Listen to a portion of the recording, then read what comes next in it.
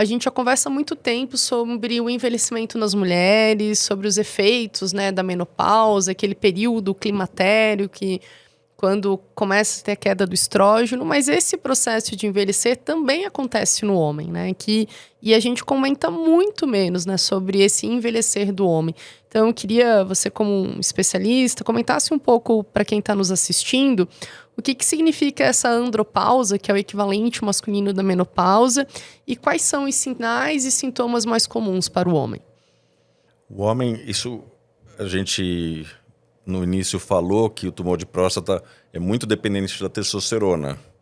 Então, a andropausa, na verdade, nesse mesmo momento de rastreamento que a gente precisa começar a avaliar o paciente, ele tem uma queda hormonal.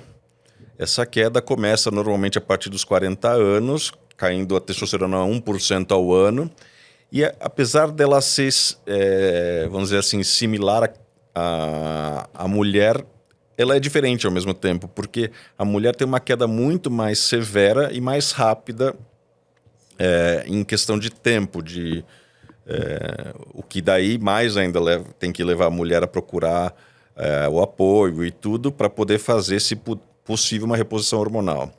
O homem a gente tem que avaliar. Então, a andropausa é uma queda da testosterona a partir dos 40 anos normalmente, e a gente tem que avaliar quem é o paciente que pode ou não ser candidato a uma correção, a uma reposição hormonal, se ele precisa, se ele tem sintomas, né? E os sintomas acabam sendo muito parecidos com os sintomas femininos, né? Se a queda é tão abrupta e tão importante quanto da mulher, ele teria fogacho também, ele poderia engordar, ter Perda de massa muscular, perda de massa óssea.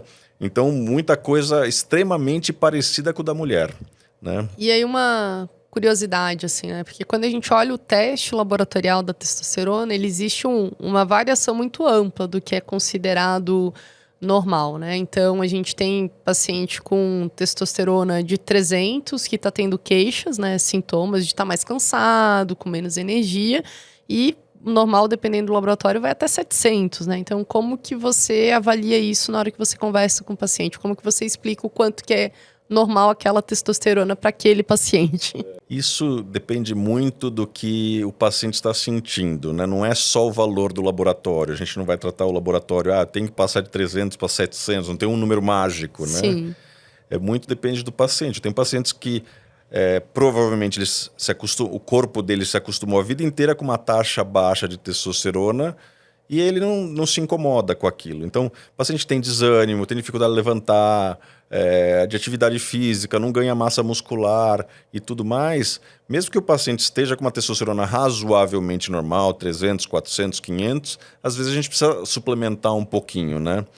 Então, a gente precisa avaliar. Só que para suplementar, a gente tem que ver se ele não tem risco de câncer de próstata sempre primeiro.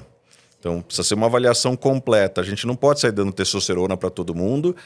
E a gente precisa desmistificar, né, Elisa, um pouquinho o que a testosterona é. Porque todo mundo fala, a testosterona o remédio do rejuvenescimento, Isso está muito na moda, né? Então, isso é um perigo, né? Se a gente for... A gente não pode esquecer que a testosterona é um hormônio, né? Então, toda manipulação hormonal, ela tem os seus riscos à saúde. Então, a gente aprendeu isso, né, no passado, né? Tem um grande estudo que avaliou o impacto da menopausa, né, na saúde feminina, né, que é o Women's Health.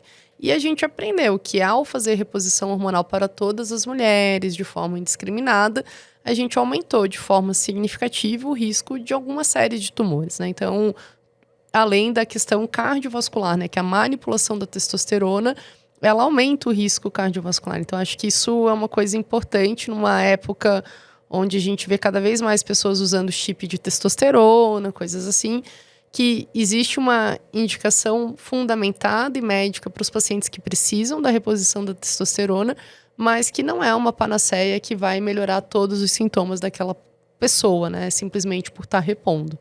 E eu imagino que os pacientes te perguntem muito isso, né? Com certeza, porque o primeiro a avaliar o paciente é o Dr. Google, né? E daí, se você olhar, tanto quando você tem um tumor ou quando você vai fazer qualquer coisa, tudo parece maravilhoso. No tumor parece tudo uma desgraça, né? Porque só as pessoas que têm um quadro, um desfecho ruim que vão lá gastar seu tempo em reclamar, em colocar na internet, né? Sim. Sendo que a regra não é essa, a regra dá tudo certo.